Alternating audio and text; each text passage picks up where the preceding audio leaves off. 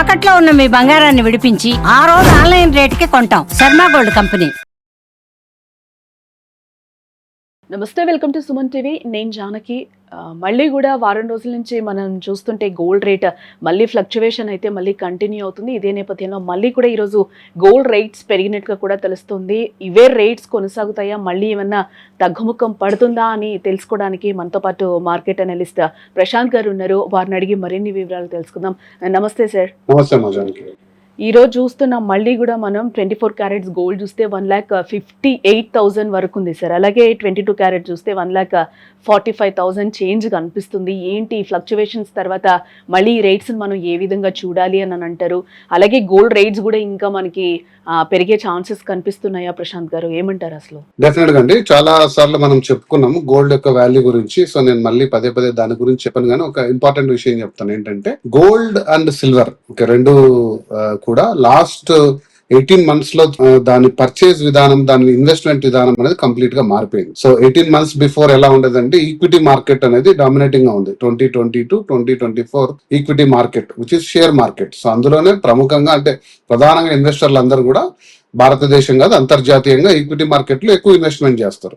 So నేను చెప్పేది retail investors, foreign institutional investors వీళ్ళు. సో వీళ్ళు ఎందుకంటే ఎప్పుడు కూడా ఎక్కువ లాభం పొందాలి త్వరగతిన, అంటే వెరీ షార్ట్ టర్మ్ లో రావాలి అనేసి దీంట్లో ఇన్వెస్ట్ చేస్తారు. సో ఆ మార్కెట్ కాస్త ఈక్విటీని కాస్త గోల్డ్ సిల్వర్ లాస్ట్ 18 months లో బీట్ చేసింది. ఒక 2025 లో మనం చూసాము దాదాపుగా 75% రిటర్న్ గోల్డ్ ఇచ్చింది, 150% సిల్వర్ ఇచ్చింది. సో ఈక్విటీలోనే సాధ్యమవుతుంది ఇలా బంపర్ ఆఫర్స్, అదేమంటారు జాక్పాట్ రిటర్న్స్ అనేది. సో అంత పెద్ద రిటర్న్స్ అనేది రావడంతో ఒక్కసారిగా అందరి దృష్టి గోల్డ్ అండ్ సిల్వర్ వైపు పడింది. సో కాబట్టి వీటి యొక్క వాల్యూస్ ఎంత ఫాస్ట్ గా ఫ్లక్చుయేట్ అవుతున్నాయంటే, సో ఈక్విటీ మార్కెట్ లో ప్రధానంగా ప్రాఫిట్ బుకింగ్ జరిగినప్పుడు సిల్వర్ అయితే దాదాపు ₹1,00,000 వరకు ఒడిదొడుకులు ఎదుర్కొంది. అంటే 4,20,000-30,000 వరకు కిలో వెళ్ళిన సిల్వర్ ఒక కాస్త 2,60,000-50,000 వరకు కనిష్టంగా వచ్చి మళ్ళీ ఇప్పుడు ఈరోజు 280 3 lakhs లో ట్రేడ్ అవుతుంది.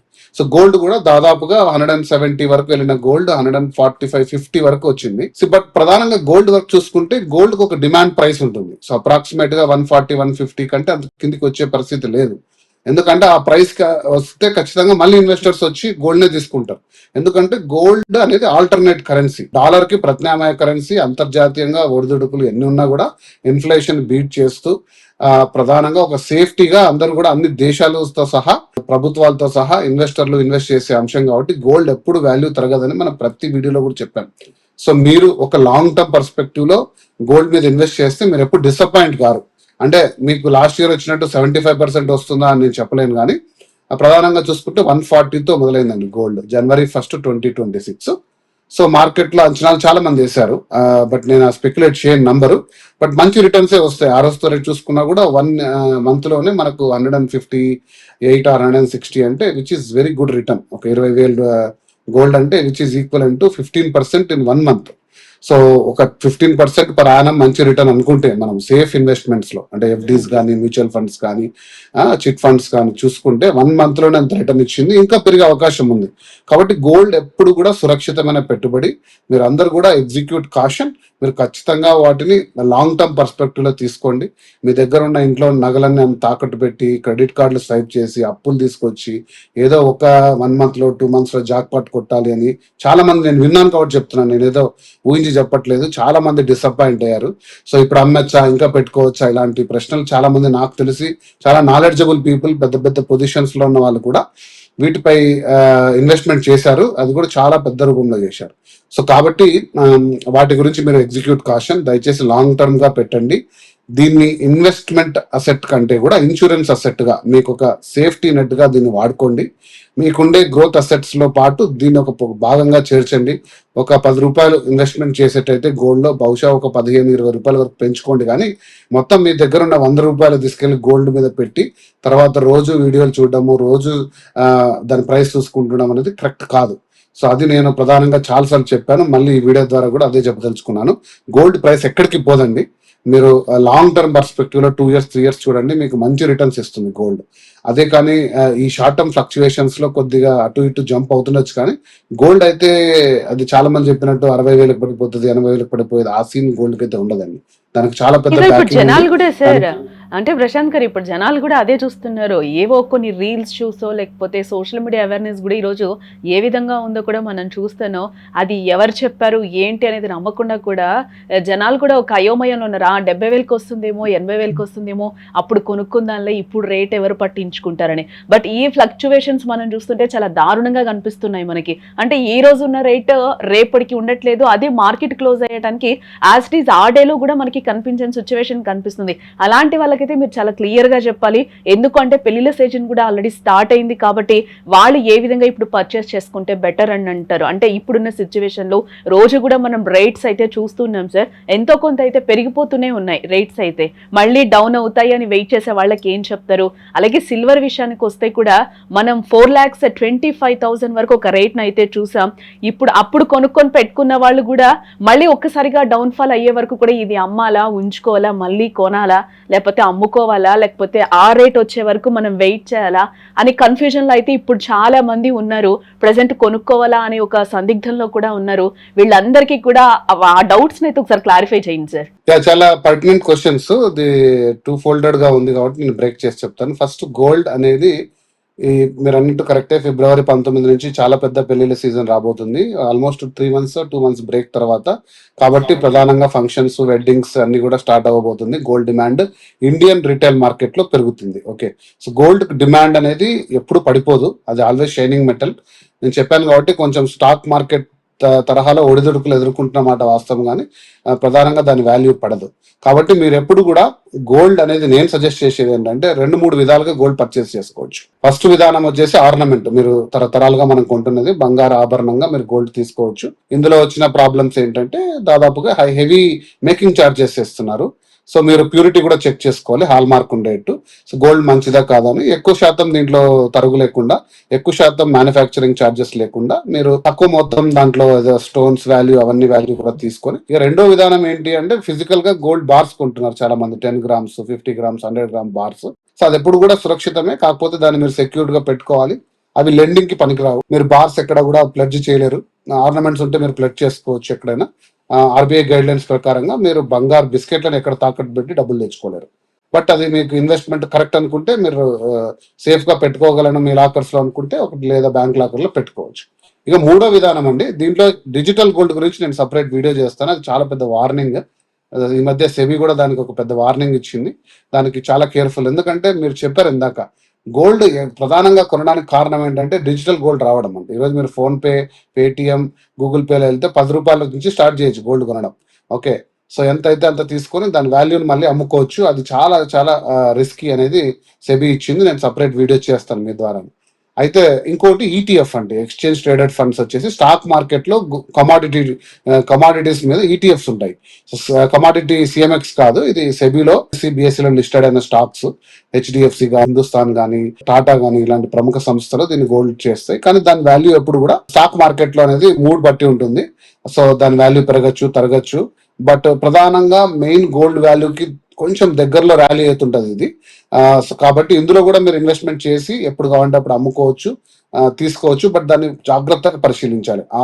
ఆ పర్టికులర్ కంపెనీ ఈటీఎఫ్స్ ఎలా ట్రేడ్ అవుతుంది, ఎంత మొత్తంలో డిఫరెన్స్ ఉంది ఫిజికల్ గోల్డ్ కి దీనికి, లాంటివి అంచనా వేసుకొని ఎంత ఈజీగా దాని వాల్యూస్ సేల్ చేసుకోవచ్చు, పర్చేస్ చేసుకోవచ్చు, లాంటివి గమనించుకొని కొనొచ్చు. సో వీటన్నిటి మీద నేను చెప్పేది ఏంటంటే, మీకు గోల్డ్ ఇష్టం అయితే, సో ప్రముఖంగా అందరు కూడా చేసేది ఏంటంటే గోల్డ్ స్కీమ్స్.